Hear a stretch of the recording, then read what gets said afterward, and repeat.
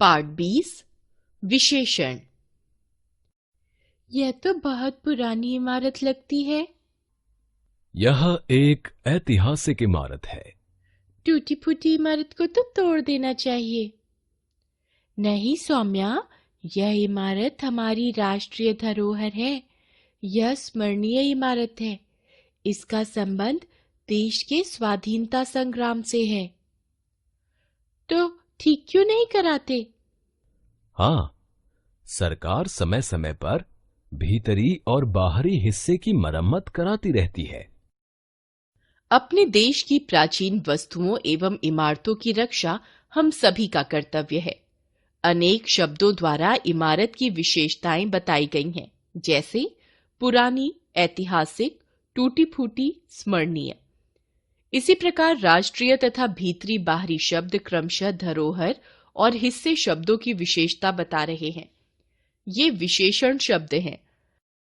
अतः हम कह सकते हैं, जो शब्द संज्ञा या सर्वनाम शब्दों की विशेषता बताते हैं उन्हें विशेषण कहते हैं। विशेषण शब्द जिन संज्ञा या सर्वनाम शब्दों की विशेषता बताते हैं उन्हें विशेष्य कहते हैं। प्रविशेषण, विशेषण की विशेषता बताने वाले शब्द प्रविशेषण होते हैं, यानी ये विशेषण के भी विशेषण होते हैं। ये विशेषण से पहले लगते हैं, जैसे विनीता बहुत परिश्रमी है, माताजी अब बिल्कुल स्वस्थ हैं। यह लड़की बड़ी चालाक है, वह अत्यधिक आवश्यक कार्य से नोएडा गई है। बहुत, बिल्कुल, बड़ी, अत्यधिक, अत्यंत, खूब आदि प्रमुख प्रविशेषण शब्द हैं। विशेषण की उद्देश्य और विधेय स्थिति। विशेषण शब्द वाक्य में कभी विशेष्य से पहले और कभी उसके बाद प्रयुक्त होते हैं, जैसे उसने नीली कमीज पहनी है, मुझे मीठे आम पसंद हैं। साहसी व्यक्ति ही आगे बढ़ता है, उसकी कमीज नीली है, ये आम बहुत मीठे हैं, वह बहुत साहसी है। क वर्ग के वाक्यों में नीली, मीठे और साहसी विशेषण विशेष्य से पहले आए हैं। इन्हें उद्देश्य विशेषण कहते हैं। ख वर्ग के वाक्यों में नीली, मीठे और साहसी विशेषण विशेष्य के बाद प्रयुक्त हुए हैं। इन्हें विधेय विशेषण कहते हैं। ये क्रिया से पहले प्रयुक्त होते हैं। विशेषण के भेद। विशेषण के 4 भेद होते हैं: गुणवाचक, संख्यावाचक, परिमाणवाचक, संकेतवाचक या सार्वनामिक। गुणवाचक विशेषण। छोटा लड़का तेज दौड़ता है, हमें स्वच्छ जल से नहाना चाहिए। इन वाक्यों में हमें छोटा और स्वच्छ शब्दों से लड़के और जल की गुण संबंधी विशेषता के विषय में पता चल रहा है। ये गुणवाचक विशेषण है। अतः हम कह सकते हैं, जो विशेषण शब्द विशेष्य के गुण, रूप, रंग, आकार, स्थान, काल, दशा, स्थिति, स्वभाव आदि का ज्ञान कराते हैं उन्हें गुणवाचक विशेषण कहते हैं। गुणवाचक विशेषण की पहचान। विशेष्य के साथ कैसा, कैसी, कैसे लगाकर प्रश्न करने पर उत्तर में गुणवाचक विशेषण मिलते हैं, जैसे कैसा लड़का, छोटा, कैसा जल, स्वच्छ। इनमें छोटा और स्वच्छ शब्द गुणवाचक विशेषण हैं। कुछ प्रमुख गुणवाचक विशेषण इस प्रकार हैं: गुण, समझदार, अच्छा, योग्य, होशियार, कुशल, दानी, सच्चा, ईमानदार, परिश्रमी, परोपकारी, साहसी, निडर, निपुण आदि। दोष, मूर्ख, आलसी, दुष्ट, कायर, निर्दय, डरपोक, घमंडी, क्रोधी, पापी, बेईमान, कठोर, नीच, हिंसक आदि। रंग रूप, गोरा, काला, सांवला, हरा, गुलाबी, आकर्षक, भद्दा आदि। आकार, ऊंचा, लंबा, चौड़ा, मोटा, पतला, सीधा, टेढ़ा, भारी, हल्का आदि। अवस्था, युवा, बूढ़ा, रोगी, कमजोर, स्वस्थ, दुबला, अमीर, गरीब आदि। स्थान, देशी, विदेशी, ग्रामीण, शहरी, भारतीय आदि। स्वाद, खट्टा, मीठा, कड़वा, नमकीन, कसैला, फीका, मधुर आदि। स्पर्श, कठोर, नरम, मुलायम, खुरदरा, कोमल आदि। समय, आधुनिक, दैनिक, मासिक, नवीन आदि। संख्यावाचक विशेषण। चौथा बालक खड़ा हो जाए, प्लेट में 2 लड्डू हैं। इन वाक्यों में चौथा और 2 शब्दों से क्रम या संख्या का पता चल रहा है। ये संख्यावाचक विशेषण है। अतः हम कह सकते हैं जो विशेषण शब्द संज्ञा या सर्वनाम की संख्या या क्रम का ज्ञान कराते हैं उन्हें संख्यावाचक विशेषण कहते हैं। संख्यावाचक विशेषण के भेद। संख्यावाचक विशेषण के दो भेद हैं। निश्चित संख्यावाचक विशेषण। जो विशेषण संज्ञा या सर्वनाम की निश्चित संख्या का ज्ञान कराते हैं उन्हें निश्चित संख्यावाचक विशेषण कहते हैं। जैसे मैं 8वीं कक्षा में पढ़ती हूँ। 1000 लोग सर्कस देखने आए थे। दोनों चोरों को पुलिस पकड़ कर ले गई। 10 लोगों ने मिलकर एक दल बनाया है। दीर्घ स्वर के उच्चारण में ह्रस्व स्वर के उच्चारण से दुगुना समय लगता है। इन वाक्यों में 8वीं, 1000, दोनों, 10 दुगुना शब्द निश्चित क्रम, गणना, आवृत्ति आदि का ज्ञान करा रहे हैं। इसलिए ये निश्चित संख्यावाचक विशेषण हैं। निश्चित संख्यावाचक विशेषण के 5 भेद होते हैं। क्रमवाचक, पहला, दूसरा, तीसरा, छठा, 8वां, 11वां आदि। प्रत्येकवाचक, 1-1, 2-2, 4-4, हर एक, प्रत्येक, हर तीसरे आदि। गणनावाचक, 1, 2, 3, 4, 5 आदि सभी संख्याएं। समुदायवाचक, दोनों, तीनों, पांचों, छहों, सातों, सैकड़ों, हजारों, लाखों आदि। आवृत्तिवाचक, दुगुना, तिगुना, चौगुना, 10 गुना, 100 गुना आदि। अनिश्चित संख्यावाचक विशेषण।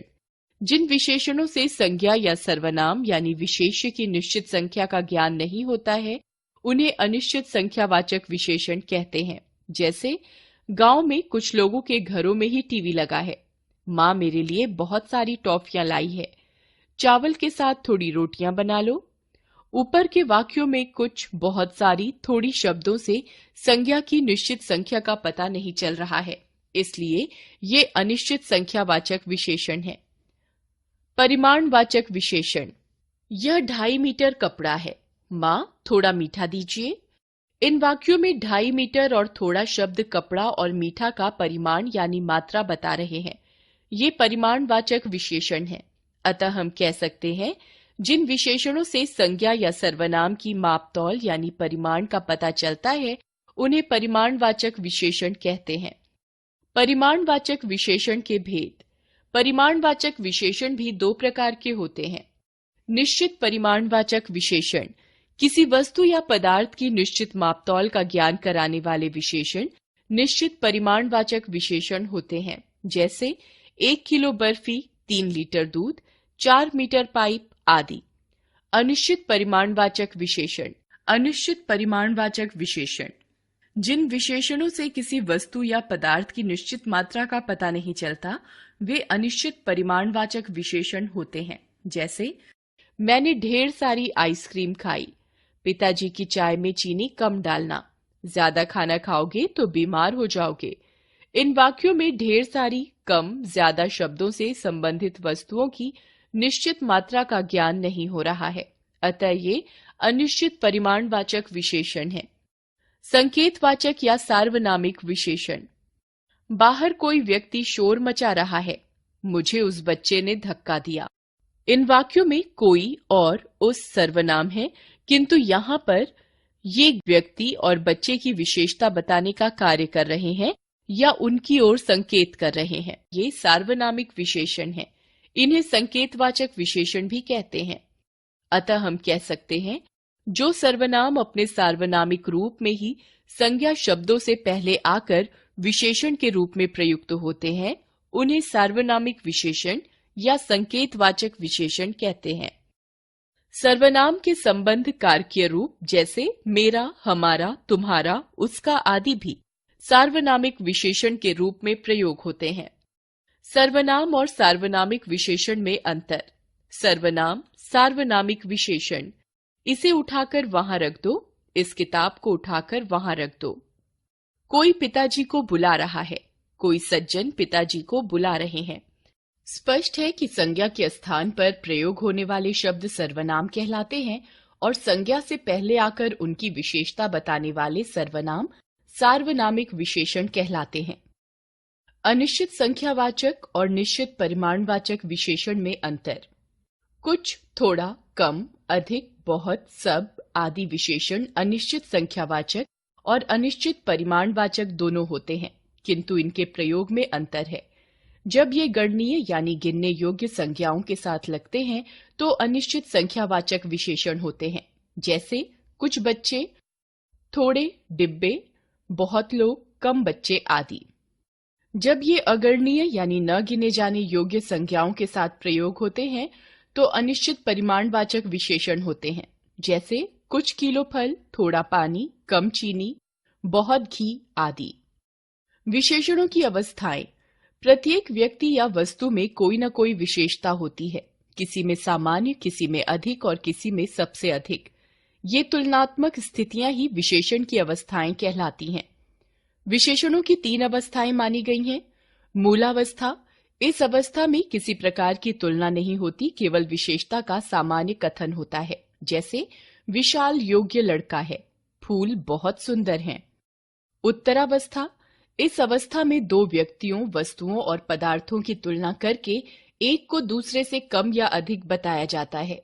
इसके लिए से अधिक, की तुलना में, की अपेक्षा से बढ़कर, से बड़ा आदि का प्रयोग किया जाता है, जैसे यह कमरा उस कमरे से बड़ा है, सीता रश्मि की अपेक्षा अच्छा काम करती है, मोहन विकास से अधिक समझदार है। उत्तमावस्था, इस अवस्था में 2 से अधिक प्राणियों, वस्तुओं या पदार्थों के बीच तुलना करते हुए किसी एक को सबसे बढ़कर या सबसे कमतर बताया जाता है, जैसे सभी लड़कियों में आन्या सबसे सुंदर लग रही है, पूरी कक्षा में रोहन सबसे होशियार लड़का है। संस्कृत के शब्दों में तर और तम का उत्तरावस्था और उत्तमावस्था में प्रयोग होता है, जैसे मूलावस्था, उत्तरावस्था, उत्तमावस्था। वृहत, बृहत्तर, बृहत्तम। निकट, निकटतर, निकटतम। उच्च, उच्चतर, उच्चतम। महत, महत्तर, महत्तम। तीव्र, तीव्रतर, तीव्रतम।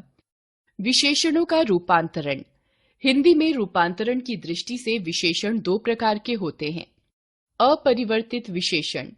हिंदी में प्रायः कुछ अकारांत, इकारांत, ईकारांत, उकारांत, ऊकारांत और संख्यावाची ओकारांत विशेषणों की दशा में कोई परिवर्तन नहीं होता है, जैसे अकारांत कम, अधिक, कोमल, सुंदर, उच्च, निम्न आदि।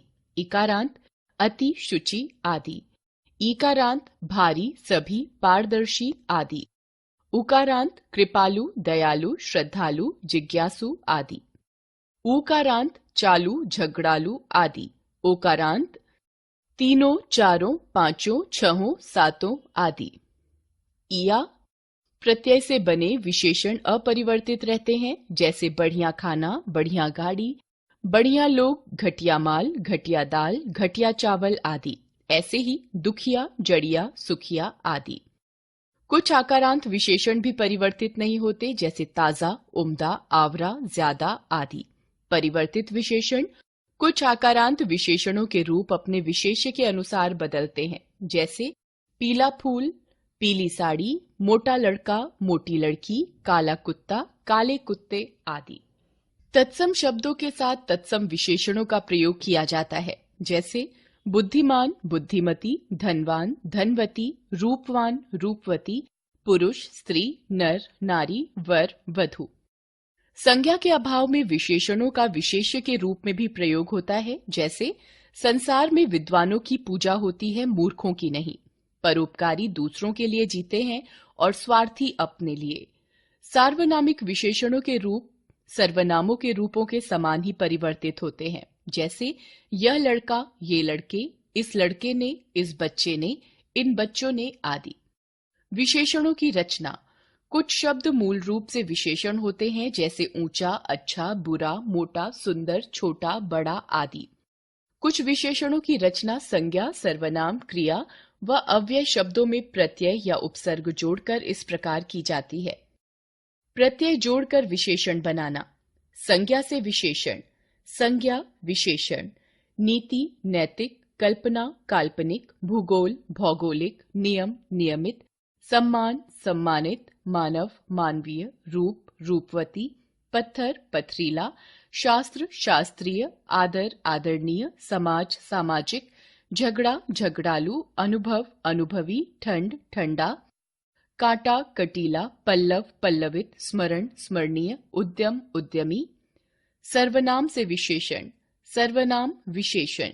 तू, तेरा, तुम, तुम्हारा, जो, जैसा, कौन, कैसा, हम, हमारा, यह, ऐसा, मैं, मेरा, आप, आपसा, वह, वैसा। क्रिया से विशेषण, क्रिया विशेषण।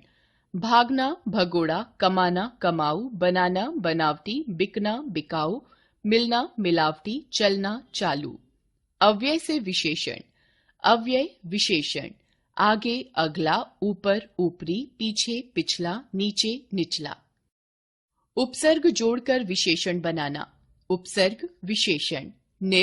निर्मल, निर्दोष, निर्धन। निडर, निबल, निहत्था। निष्फल, निश्चल, निष्कपट।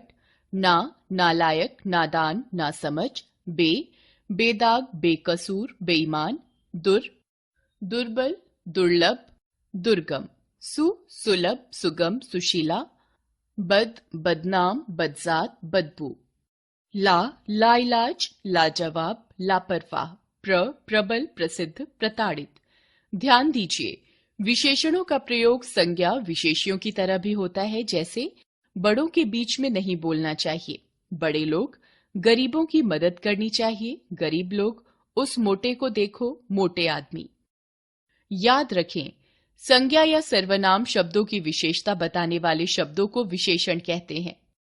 जिन शब्दों की विशेषता बताई जाए वे विशेष्य कहलाते हैं। विशेषणों की विशेषता बताने वाले शब्द प्रविशेषण कहलाते हैं। विशेषण उद्देश्य और विधेय दोनों हो सकते हैं। विशेषण के 4 भेद हैं: गुणवाचक, संख्यावाचक, परिमाणवाचक और सार्वनामिक विशेषण। संख्यावाचक और परिमाणवाचक विशेषण के 2 भेद हैं: निश्चित और अनिश्चित संख्यावाचक तथा परिमाणवाचक विशेषण। विशेषणों की 3 अवस्थाएं होती हैं: मूलावस्था, उत्तरावस्था तथा उत्तमावस्था। विशेषणों की रचना संज्ञा, सर्वनाम, क्रिया व अव्यय शब्दों से होती है। विशेषणों का प्रयोग संज्ञा की तरह भी होता है। विशेषणों के रूपों में परिवर्तन उसके विशेष्यों के अनुसार होता है। कुछ विशेषण अपरिवर्तित भी रहते हैं।